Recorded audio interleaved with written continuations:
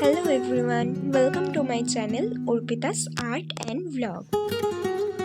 তো আজ আমরা যাচ্ছিলাম আলেপি থেকে পেরিয়ারের পথে। দেখো দুপাশে সাজানো চা বাগান। যাওয়ার পথে প্রথমেই পড়েছিল স্পাইস গার্ডেন, যেখানে বিভিন্ন আয়ুর্বেদিক গাছ এবং মশলার গাছ রয়েছে। এই যে এটা হলো দারচিনির গাছ।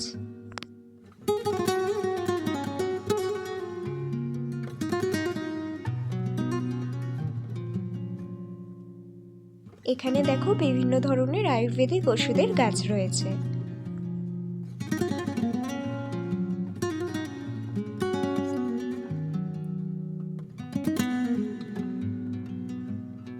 আর এটা কি বলো তো, এটা হলো কফি গাছ। আর এটা কি বলো, এটা হলো লেডিস শো ফ্লাওয়ার। মেয়েদের জুতোর মতো দেখতে বলে এরকম নাম। এ দেখো এটা হলো রাবার গাছ। পেরিয়ারে যাওয়ার সময় চারপাশে মশলা, চিপস এসবের দোকানই আমার চোখে পড়ছিল। চারপাশে দেখো শুধু এসবেরই দোকান।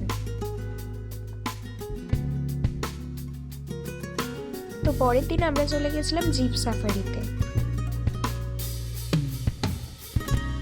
রাস্তাটা দেখো, শুধু দেখলে ভয় লেগে যাবে।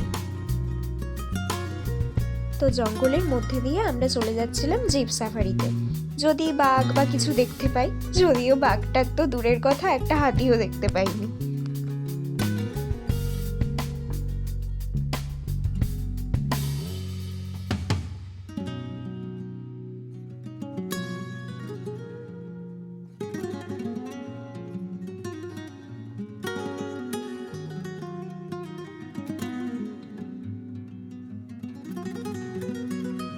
জঙ্গলের মাঝে এই ভিউ পয়েন্টটা দেখো, চারদিকে পাহাড় আর জঙ্গল, কি সুন্দর।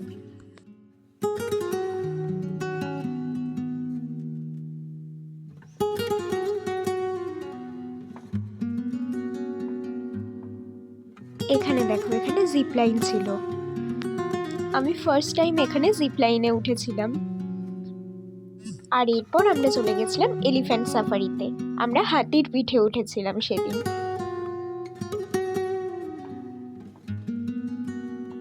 এই হাতিটার পিঠেই উঠেছিলাম সেদিন। এরপর আমরা সন্ধেবেলায় চলে গেছিলাম এই স্টোরটাতে কিছু কেনাকাটি করার জন্য। এখানে অনেক ধরনের মশলা ছিল, স্পেশালি সেগুলোই কিনতে গেছিলাম। আর এগুলো হলো হোমমেড সোপ। দেখো এখানে অনেক ধরনের মশলা ছিল।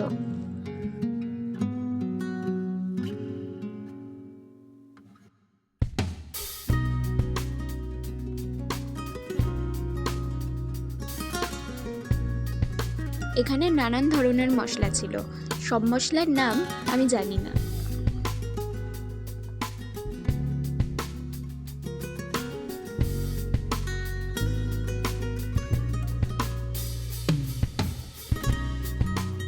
ওই যে দূরে যেগুলো আছে ওগুলো আয়ুর্বেদিক তেল।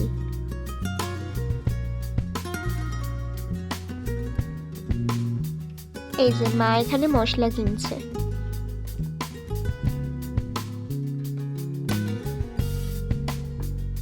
এবার চলে গেছিলাম এই দোকানটাতে। এখানে বিভিন্ন চাবির রিং, সুন্দর সুন্দর শোপিস। এই হাতিটাকে দেখো, আর এই অটোটাকে দেখো, কি সুন্দর না।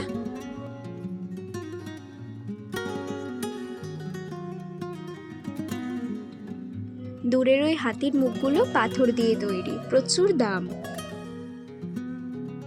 আর সেই বিখ্যাত কথাকলি নাচের মূর্তিটা। তো আজকের ব্লগটা এখানেই শেষ করলাম। ভালো লাগলে লাইক, শেয়ার অ্যান্ড সাবস্ক্রাইব করে